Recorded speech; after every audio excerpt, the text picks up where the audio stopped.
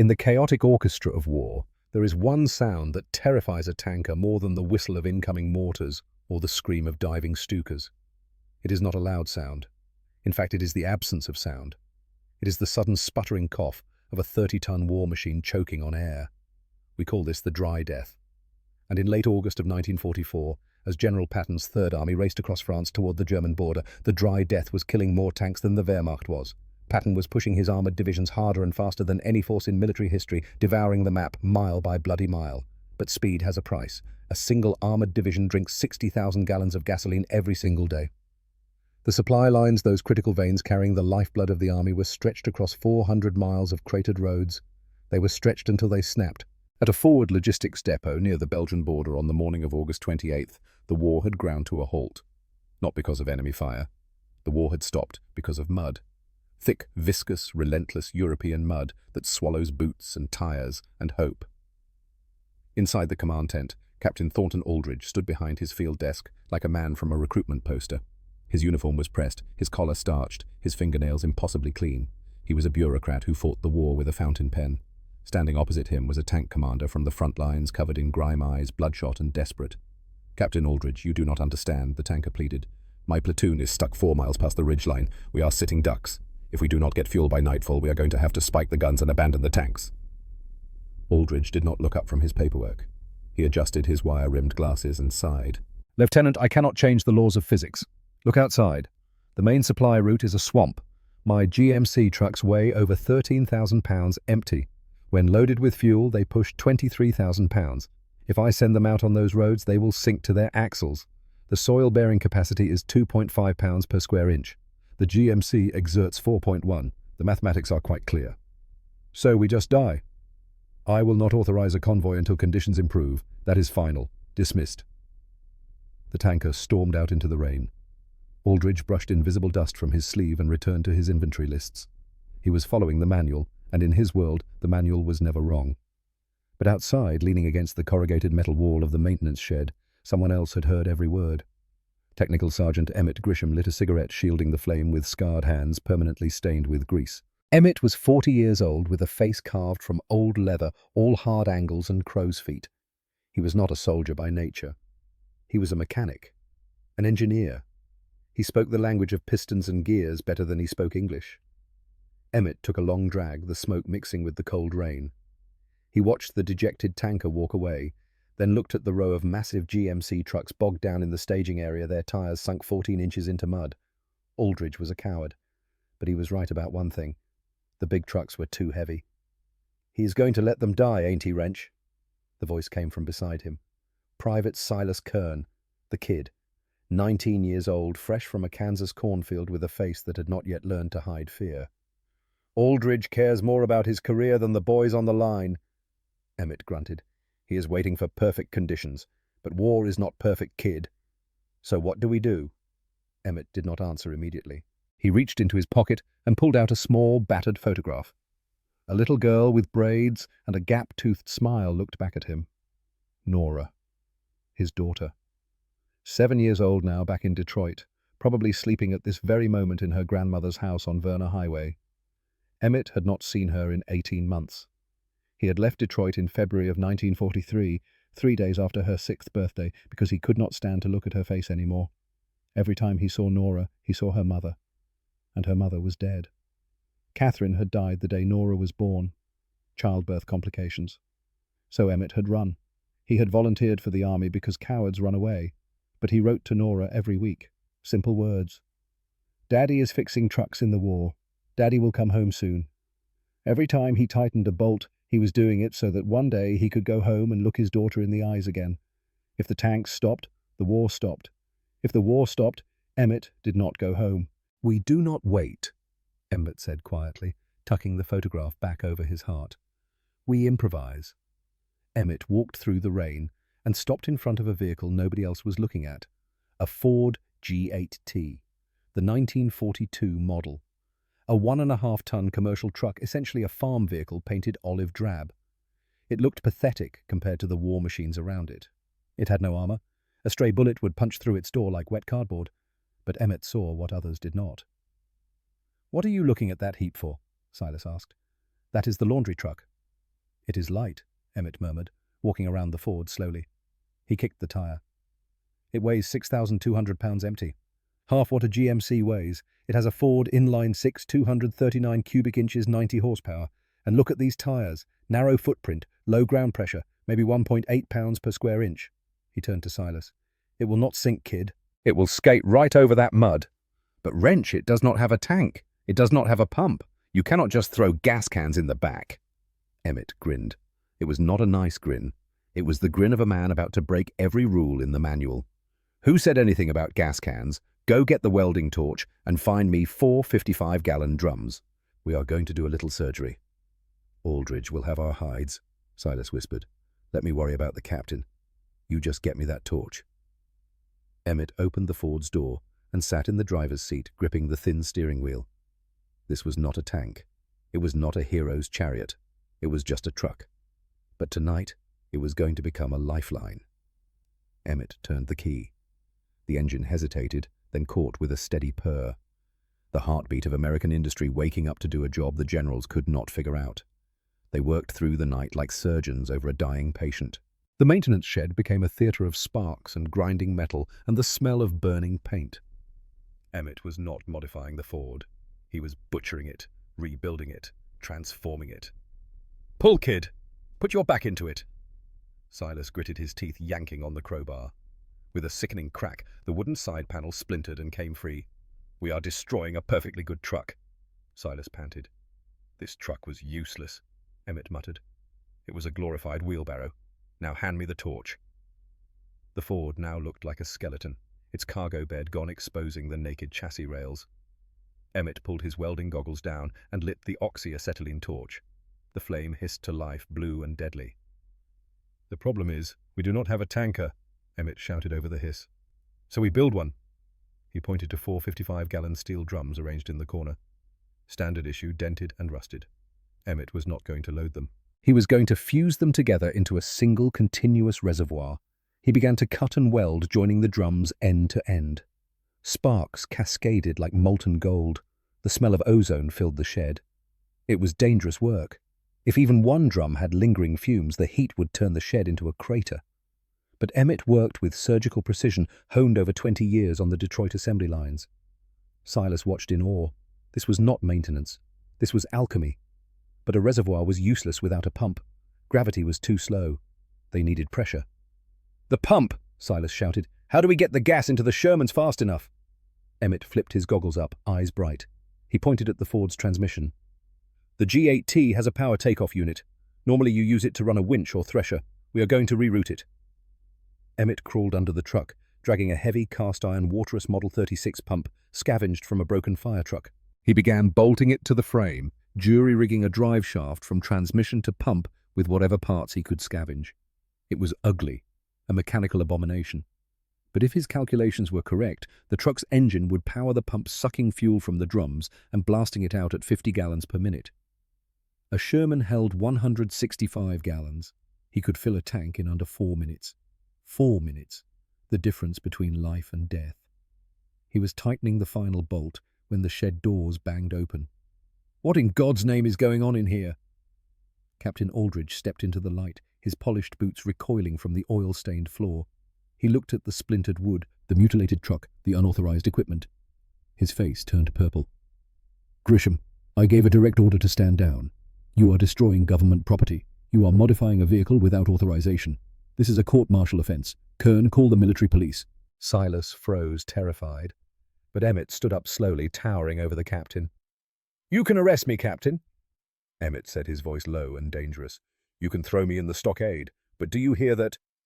Emmett pointed east toward the invisible front lines. The distant rumble of artillery was constant, a low thunder that never stopped. "That is the sound of the 4th Armored Division getting pounded. There are 5 men in every one of those tanks. They are your men, Captain. Right now, they are checking their watches and praying that someone in the rear gives a damn about them. You want to follow the book, fine. But the book does not bleed. They do." Aldridge stared at him. His mouth opened, then closed. He looked at his clipboard, his shield against the world, and for the first time it felt flimsy. "If that thing explodes, it will take out half the depot." "Then I guess I better not let it explode," Emmett said, turning his back on the officer. "Hand me the wrench, Silas," Aldridge stood there for a long moment. The rain hammered the roof. The choice was between career and conscience. Finally, without a word, the captain turned and marched out into the night. He did not call the MPs, but he did not give permission either. "He is going to hang us if we make it back," Silas whispered. "If we make it back, kid." Emmett grinned. "I will let him try." They worked through the rest of the night. They reinforced the suspension with leaf springs cut from a destroyed Jeep. The poor G8T groaned under the weight of the steel drums. It sat low, belly-scraping mud, an ugly, lopsided beast. Emmett finished the final connection on the hose. He walked to the cab and taped Nora's photograph to the dashboard. Her smile was the only bright thing in the truck. "Why?" Silas asked quietly, looking at the picture. "Why stick your neck out for guys you do not even know?" Emmett touched his daughter's face. "Because her generation should not have to fight this war, Silas. We finish it here, even if we have to drive a bomb to do it." Emmett climbed into the driver's seat and turned the key. The Ford coughed, sputtered, then roared to life. The jury-rigged pump whined a high-pitched scream. But it was working. "Load up, kid. The gas station is open for business." The modified Ford G8T lurched out of the shed at 0430 hours. It did not look like salvation. It looked like disaster waiting to happen. But as Emmett shifted gears and pointed the nose toward the distant guns, the little truck seemed to grow larger, more determined. And Emmett Grisham, for the first time in 18 months, felt like something other than a coward. He felt like a man going to work. You can survive a bullet if you are lucky. You can survive shrapnel if you are tough. But there is one thing on a battlefield you cannot survive, no matter how brave you are. Physics. Physics does not care about your rank or your courage. It does not negotiate. And right now, physics was trying to kill Private Silas Kern. The Ford G8T was screaming down a muddy logging road 5 miles east of the depot. Rain lashed the cracked windshield. Silas was behind the wheel, knuckles white, driving fast and aggressive like he drove his father's farm truck back in Kansas. He saw the crater too late. A shell hole filled with rainwater, invisible in darkness, until the cat-eye headlights caught the edge. "Brake!" Emmett yelled. Silas panicked. He slammed his boot on the brake pedal, locking the wheels. On a normal truck carrying solid cargo, the vehicle would have skidded to a halt. But this was not normal cargo. Behind the cab, inside the 4 welded drums, 220 gallons of aviation fuel did what liquid always does when momentum shifts violently. It rushed forward like a tidal wave. Free surface effect, the invisible killer of tanker trucks. When a vehicle decelerates suddenly, the liquid does not decelerate with it. It keeps moving, slamming into the front wall with the force of a battering ram. 220 gallons, 1,840 pounds of gasoline. When it surged forward, it shifted the truck's center of gravity 18 inches in half a second. The Ford did not stop. It lunged. The rear tires lifted off the ground. The truck became a seesaw, sliding uncontrollably toward a massive oak tree. "Let off the brake!" Emmett roared, grabbing the wheel. Silas was frozen, foot glued to the floor, eyes wide, as the tree rushed toward them. Emmett jammed his elbow into Silas's ribs, knocking his foot off the pedal. He wrenched the wheel hard left with both hands. The truck fish-tailed violently. The fuel sloshed back, slamming the rear wall with a metallic clang like a sledgehammer on an anvil. The suspension groaned. The leaf springs flattened completely. The truck teetered on 2 wheels, balancing on the knife edge of disaster. Then it crashed back down on all 4 tires, missing the oak by 6 inches. Silence returned. Only the engine rumble and heavy breathing of 2 men who had just looked into their own graves. Silas was shaking teeth, chattering. "I hit the brakes wrench. That is what you are supposed to do." "That is why we almost died," Emmett said calmly. He pulled out his tobacco pouch. His hands were steady. "Listen carefully, kid. You are used to hauling hay bales. Solid cargo. That stays where you put it. You break it, breaks with you." Emmett lit a match, the flame illuminating Silas's fear. "But liquid is alive. It is a ghost in the back. When you accelerate, it waits, then slams the rear wall. When you brake, it punches you in the head. When you turn left, it tries to flip you right. You cannot fight it. Physics always wins." "So what do? You dance with it." Emmett gestured with his cigarette. "You anticipate the wave before it happens.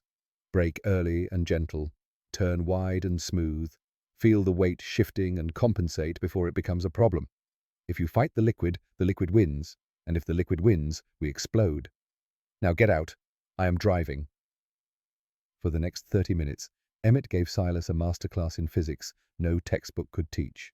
He showed the kid how to read the road 3 seconds ahead, how to feel the slosh through the steering wheel, how to brake with the engine instead of the pedal, how to accelerate out of turns. It was not driving, it was conducting, it was dance. "We are losing fuel," Silas said, suddenly pointing at the mirror. A faint rainbow sheen trailed behind them.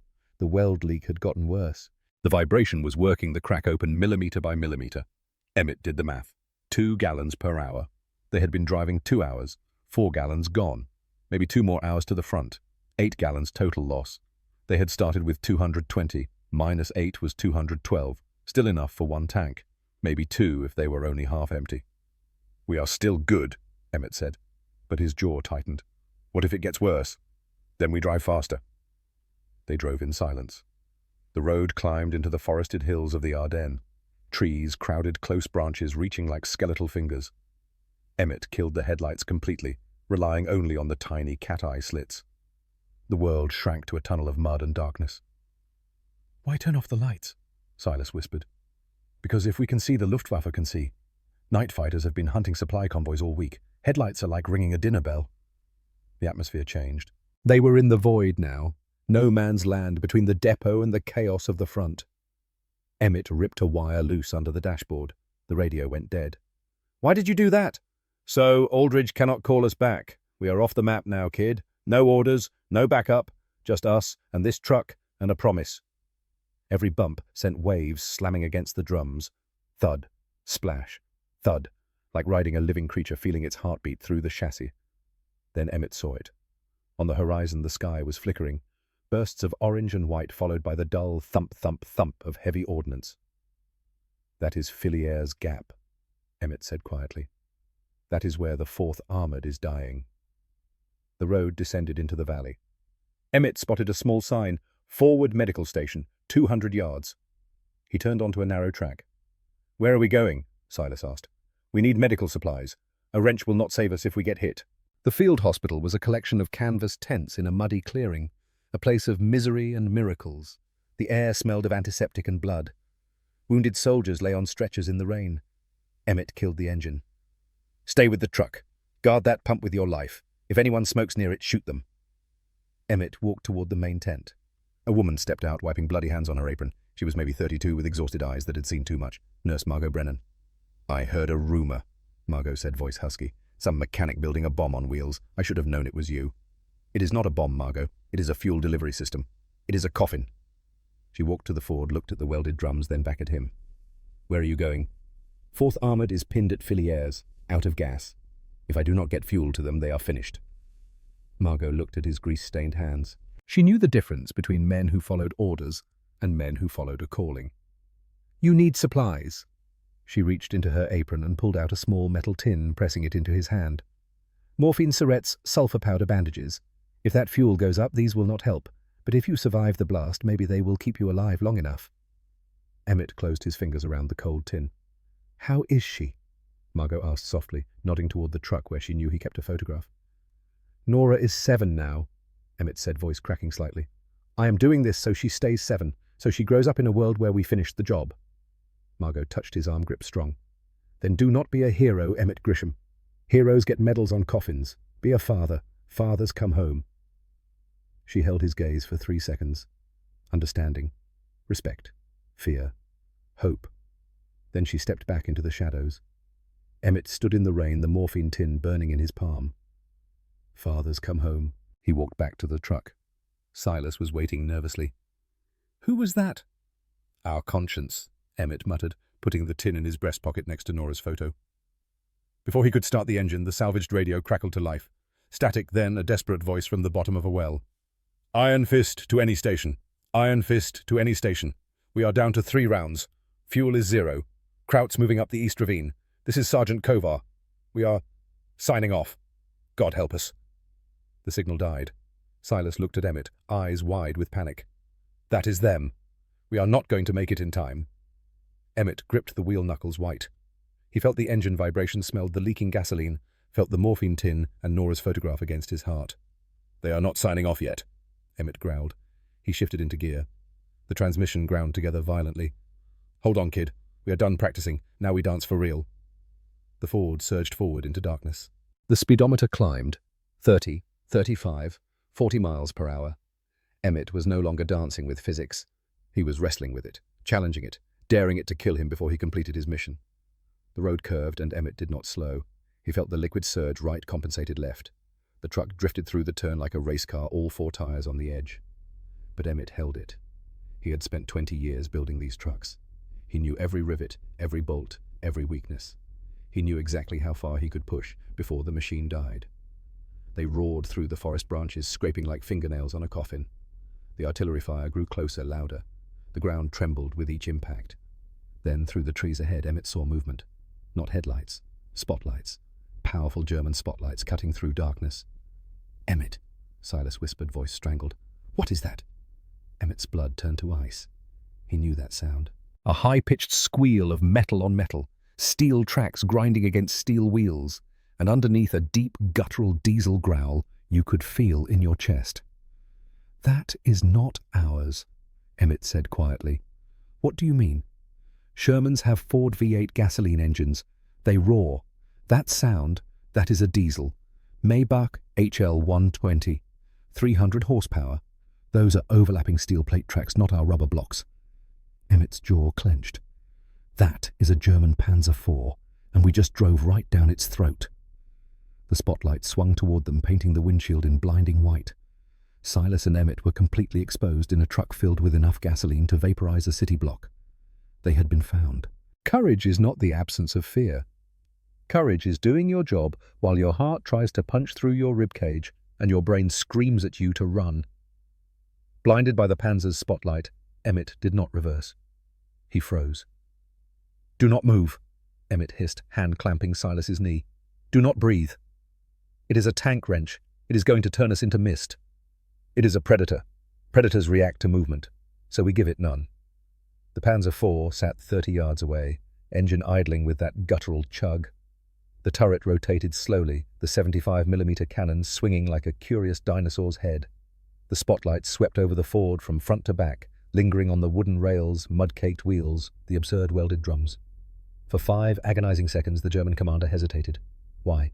Because what he saw was impossible. American supply trucks traveled in convoys of 50, guarded by jeeps with air cover.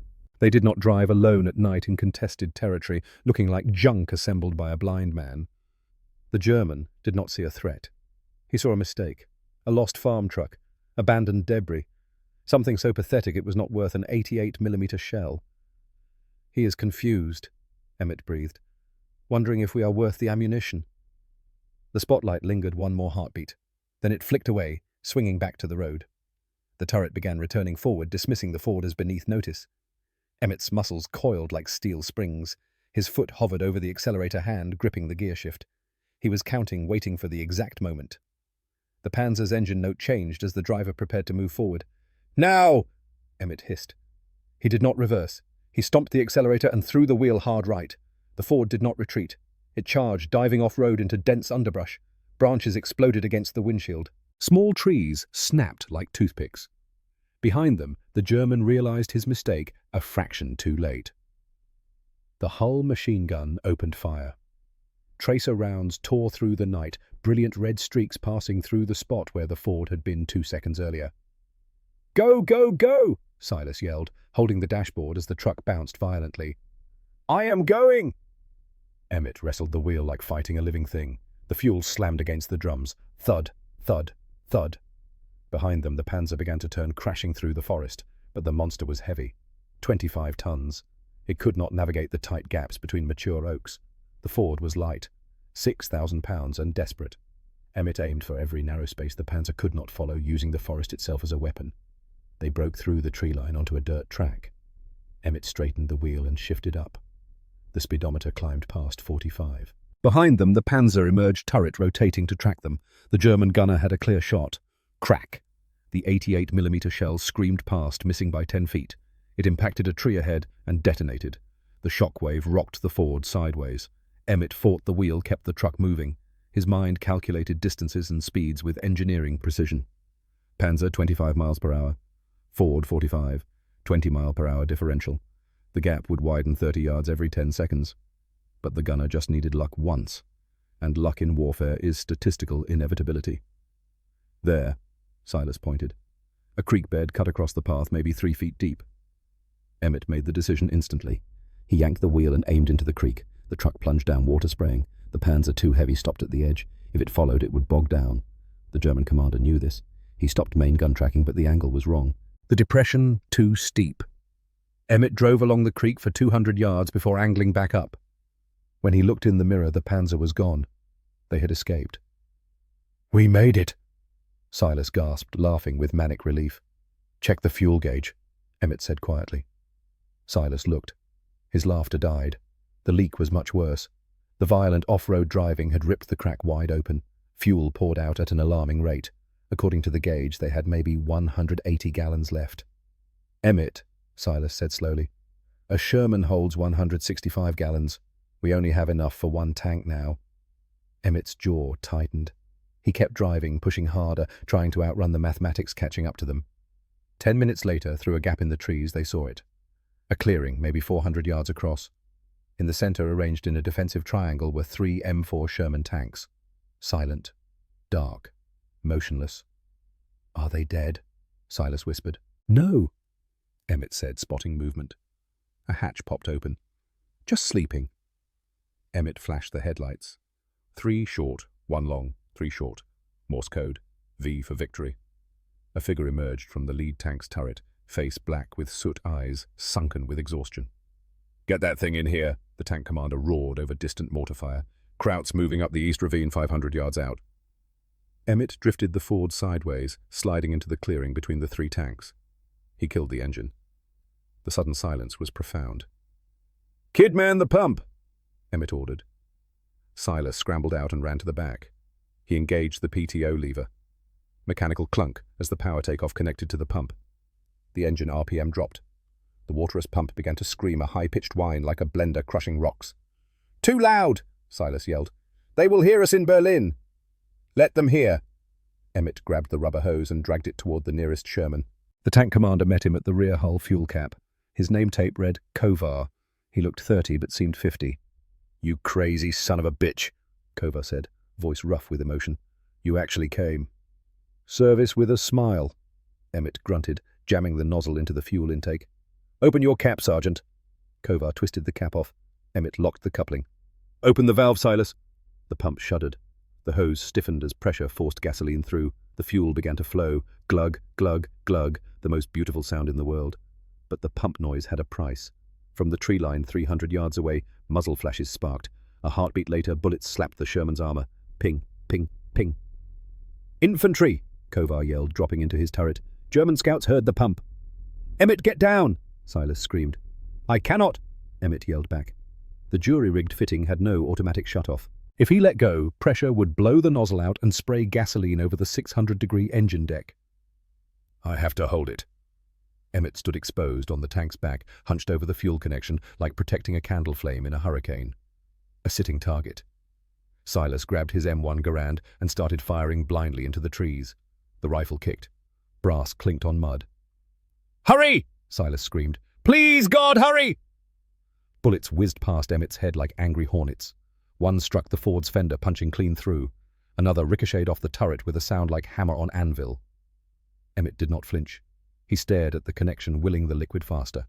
A mortar round exploded 30 yards away, spraying mud and shrapnel. A piece of hot metal sliced Emmett's left cheek. Blood ran down his face, mixing with rain and sweat. He did not wipe it away, just held the nozzle counting gallons. 50, 60, 70. German fire grew more accurate. They had spotted the pump truck. They knew what it was. Kill the fuel source, and the American tanks stayed dead. "We are leaking!" Silas cried. The crack in the drum seam had opened wider. A steady stream poured onto the ground, creating a growing pool of volatile liquid.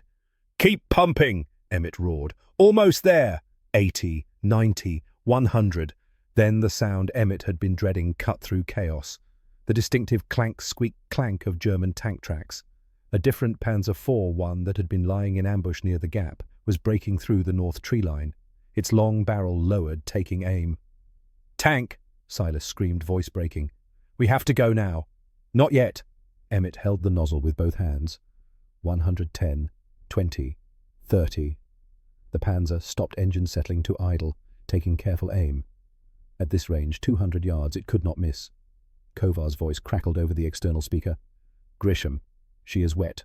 140 gallons. Start her up and get clear. Emmett ripped the nozzle out. Gasoline sprayed across his uniform. He jumped off the tank, landing hard beside Silas. Run! Emmett grabbed the kid and dragged him under the Ford's chassis. For 3 seconds, nothing.